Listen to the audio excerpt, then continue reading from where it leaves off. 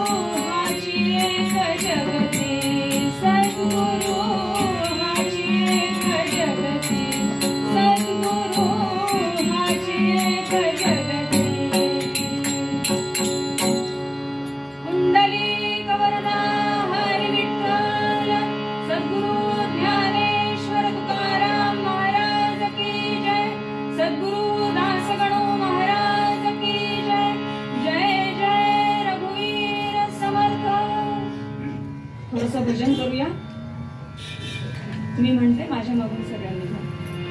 जय सच्चिद घन जानकी जीवन नारायण तव दासोहम.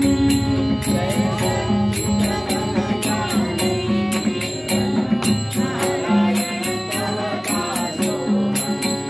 जय सच्चिद घन जानकी जीवन नारायण तव दासोहम.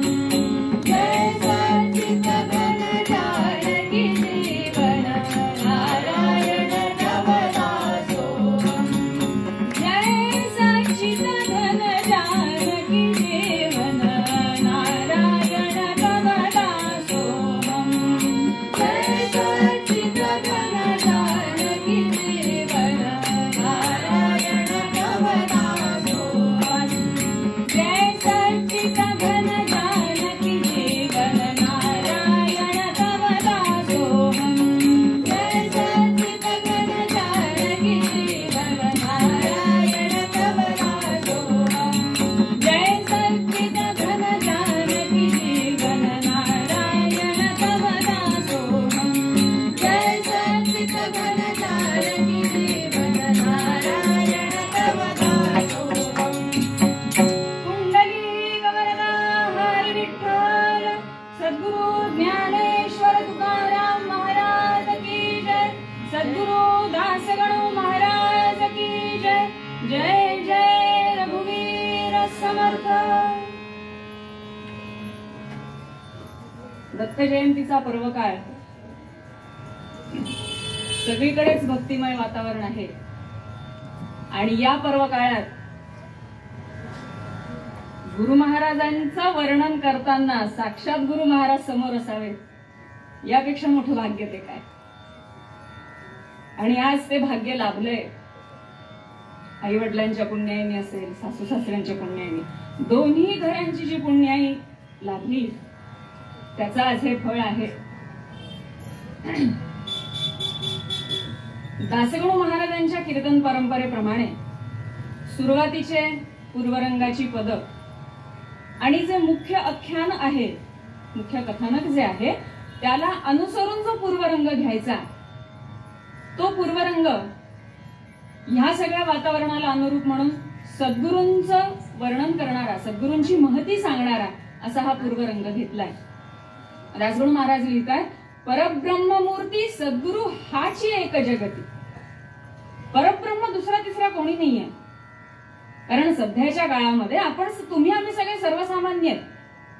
नामस्मरण करणं हा मार्ग संतांनी सांगितलाय, बरोबर आहे. मग नामस्मरण करताना आम्हाला देव कधी भेटेल? कारण देव भेटायचा आहे ना, देवाचं दर्शन घ्यायचंय, त्यासाठीच तर हा सगळा गटाटोप आहे. मग देव कसा भेटेल? देव कुठे आहे? तर देव आपल्या सद्गुरूंच्या ठिकाणी आहे. आपले सद्गुरू हेच परब्रह्माचं स्वरूप. त्यांच्या ठिकाणीच ब्रह्मतत्व आहे, त्यांच्या ठिकाणीच देव आहे आणि त्यांच्या ठिकाणीच ह्या सगळ्या सृष्टीचं जे मूळ आहे ते त्यांच्या चरणाशी आहे. आणि म्हणून दासगणू महाराज सांगतात, परब्रह्ममूर्ती सद्गुरु हाची एक जगती. मग एवढंच का?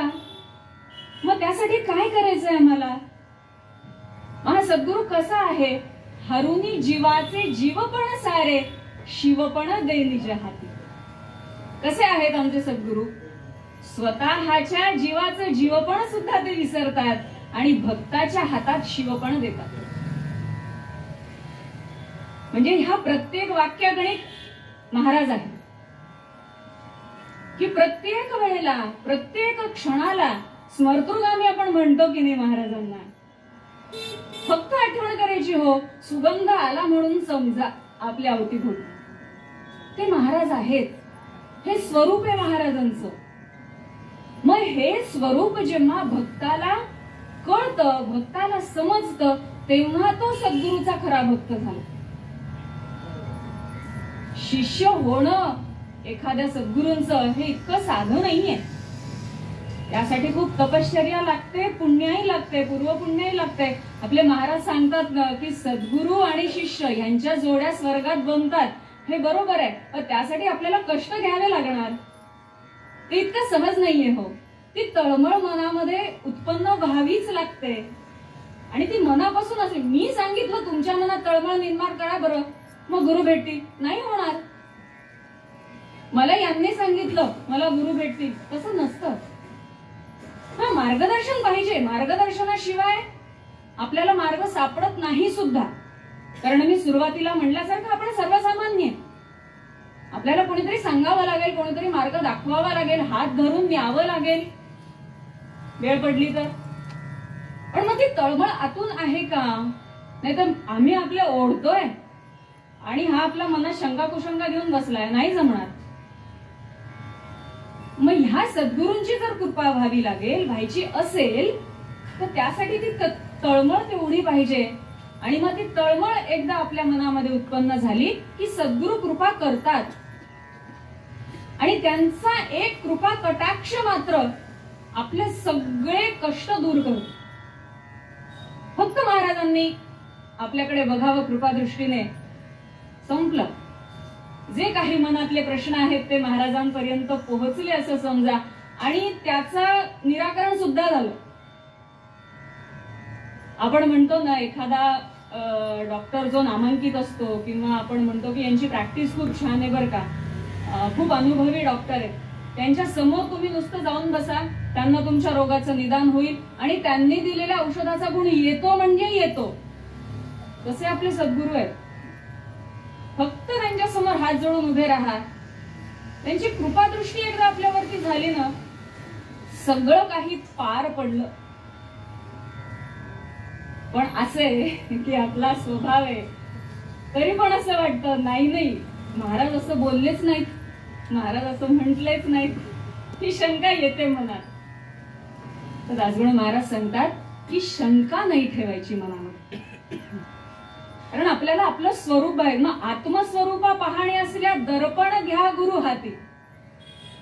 गुरूंच्या हातात ते दर्पण आहे, ते आपल्याला आपलं स्वरूप दाखवतायत. पण ते नच केल्या पाहू गेल्या होईल अवघी फजिती. कसं काय असं शक्य आहे? मी विचारल्याशिवाय कसं काय ते सांगणार? त्यांना कसं काय? अरे सांगावं लागेल ना, सांगितल्याशिवाय कसं कळणार? अहो गरजच नाही हो सांगायची.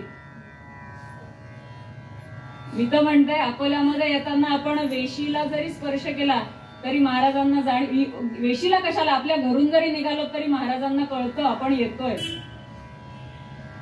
पण असं आहे ना की शंका, मी जातीये खरी, दर्शन होईल का नाही काय माहिती, महाराज काही सांगतील का नाही काय माहिती, मला खूप मनात शंका आहे, पण महाराज काही बोलतील का नाही. अहो गरजच नाहीये, सगळं तिथं पोहोचलंय.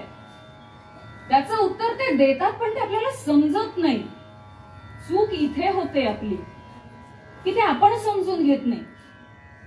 आणि मग आपल्या मनात ज्या शंका निर्माण होतात ना, त्यामुळे काय होतंय, अंतर वाढतं. आपल्यातलं आणि सद्गुरूंचं अंतर वाढायचं कारण आहे की मनात सतत शंका आहे. याने असं होईल का नाही, त्याने, महाराज सांगतात बाबा रे तू इतका माळा जप कर, मग करूनही होईल का नाही काय माहित. शंका आली की संपला विषय. शंका नकोय आपल्याला.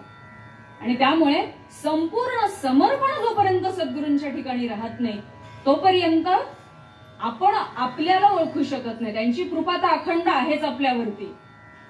आपण नाही म्हणलं तरी ती कृपा आहे.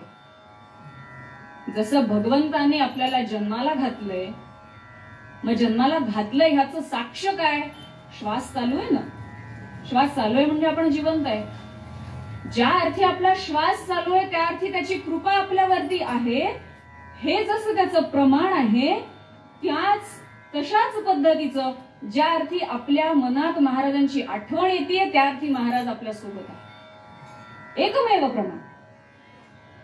मग ती आपण आठवण क्षणिक म्हणजे प्रत्येक क्षणाला करतो, प्रत्येक श्वासाला करतो, हे आपल्यावरती आहे.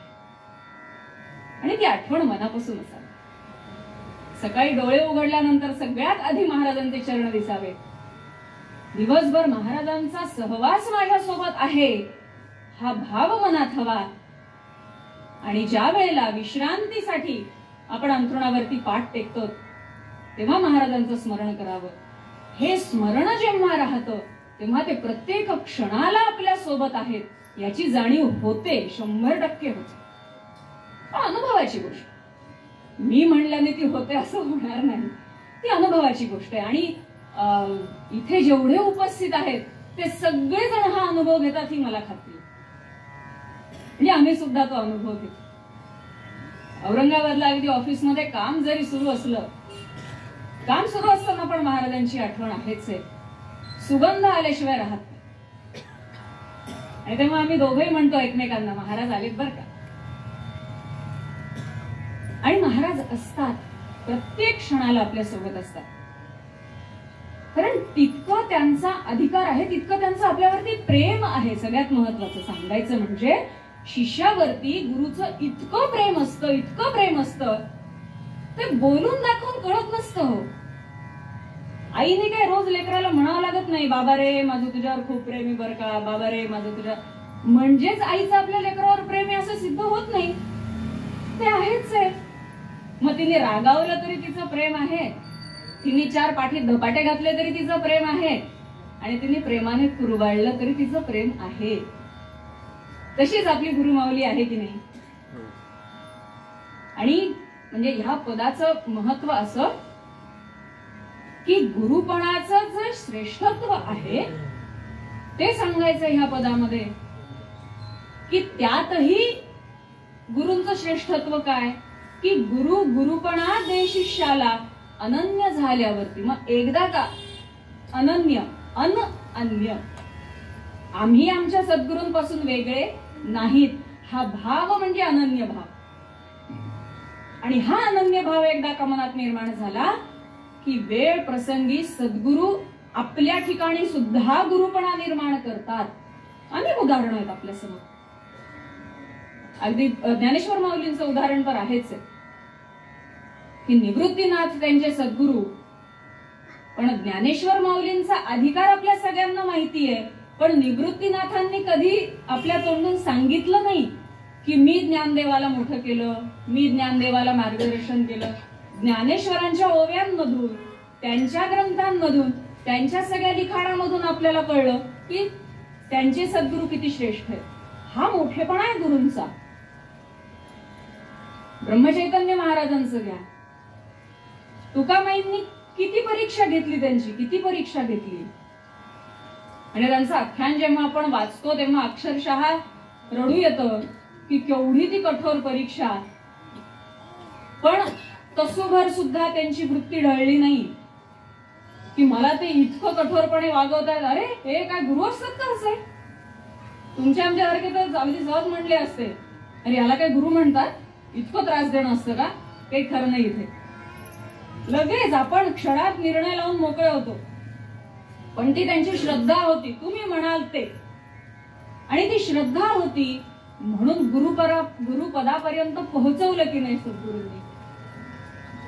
एवढी महती आहे सद्गुरूंची. आज आपण साईबाबांना सगळ्या भारतभर का भारताच्या बाहेर सुद्धा सगळेजण मानतात, सगळ्यांचंच ते श्रद्धास्थान आहे. पण त्याचे सद्गुरू कोण होते हे मला असं वाटतं सगळ्यांना माहिती नसेल. परभणी जवळचे सेलू आहे, तिथले केशवराज बाबासाहेब महाराज, ते साईबाबांचे सद्गुरू. पण हे जास्त जणांना माहिती नाही, अगदी काही मोजक्या जणांना माहिती असेल. सांगायचा मुद्दा हा की सद्गुरूंना मोठेपणा नकोय. तुम्ही मला मोठेपणा द्या, तुम्ही सांगा की मी तुमचा गुरु आहे, ही अपेक्षाच नाहीये त्यांची. त्यांची अपेक्षा एकच आहे, मी सांगितलेल्या मार्गावर चाल बाबा, तुझं कल्याण आहे. मग ते आपण ऐकलं पाहिजे ना, तितक्या श्रद्धेने आपण ऐकलं पाहिजे. गुरु सांगतायत ना, डोळे झाकून विश्वास ठेवा, संपला विषय. पुन्हा एकदा वैद्याचं किंवा डॉक्टरचं उदाहरण येतं. डॉक्टर म्हणतात मी नाडी परीक्षा केली, तुमच्यासाठी हेच औषध योग्य आहे, ते कडू असलं तरी घ्या, घ्यावंच लागेल, उलटून पडलं हरकत नाही, पुन्हा घ्या, हे सांगतात की नाही वैद्य आपल्याला. मग आपण ठेवतो विश्वास, डोळे झाकून बंद करतो का औषध? नाही करत, घेतो, गजबी का होईना घेतो. तेव्हा गुण येतो. मग तोच भाव जेव्हा गुरूंच्या ठिकाणी आपला असतो त्यावेळेला गुरुपणा दे शिष्याला अनन्य झाल्यावरती दासगणू म्हणे भेद नुरे ज्योतीस मिळाल्या ज्योती. एक वेळ अशी येते सद्गुरूंच्या चरणामध्ये लीन आपण कधी होऊ आपल्याला सुद्धा कळत नाही. इतकी सद्गुरु भक्ती जेव्हा दृढ असते, इतकी सद्गुरु भक्ती जेव्हा आपली घट्ट असते, त्यावेळेला सद्गुरूंच्या रूपामध्ये साक्षात भगवंत दिसल्याशिवाय राहणार नाही. हा विश्वास दासगणू महाराजांनी तर दिला आहेच आहे, पण हा विश्वास आपल्याला आपल्या प्रत्येक संताने दिला. संत परंपरा आपल्याला हेच सांगते की सद्गुरु श्रेष्ठ, तुम्ही त्याला अनन्य भावाने शरण जा. भगवंत तुमचाच आहे, भगवंताला यावंच लागतं. इतका मोठा अधिकार सद्गुरूंचा आहे. आणि अशा ह्या सद्गुरूंची महती सांगणार आख्यान पुढे येणार आहे की सद्गुरूंच्या कृपा आशीर्वादाने शिष्य सुद्धा गुरुपणापर्यंत कसा पोहोचला हे पुढच्या आख्यानामध्ये घेऊ. दत्त जयंतीच्या निमित्ताने दत्त दर्शनाचं आख्यान संत श्री एकनाथ महाराजांचं, दासगणू महाराजांनी 5 भाग त्याचे लिहिलेले वेगवेगळे. तर पहिल्या भागामध्ये नाथांना जे भगवंताचं दर्शन झालं सद्गुरूंच्या कृपाशीर्वादाने ते आख्यान घेते. पूर्वरंग इथे माझा थांबवते आणि उत्तर रंगाला सुरुवात करते.